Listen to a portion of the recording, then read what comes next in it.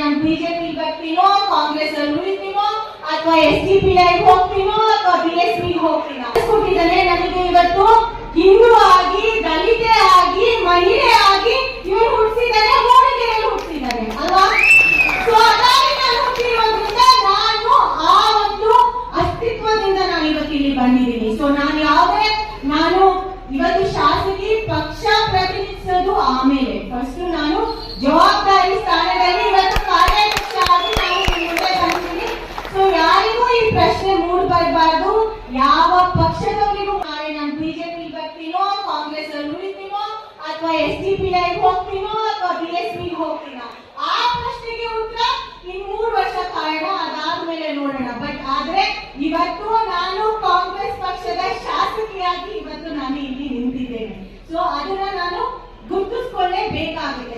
ನಾನು ಬಿಜೆಪಿ ಬರ್ತೀನೋ, ಕಾಂಗ್ರೆಸ್ ಅಲ್ಲಿ ಉಳಿತೀನೋ, ಅಥವಾ SDPI ಹೋಗ್ತೀನೋ, ಅಥವಾ BSP ಹೋಗ್ತೀನೋ ಕೊಟ್ಟಿದ್ದಾನೆ. ನನಗೆ ಇವತ್ತು ಹಿಂದೂ ಆಗಿ, ದಲಿತೆ ಆಗಿ, ಮಹಿಳೆ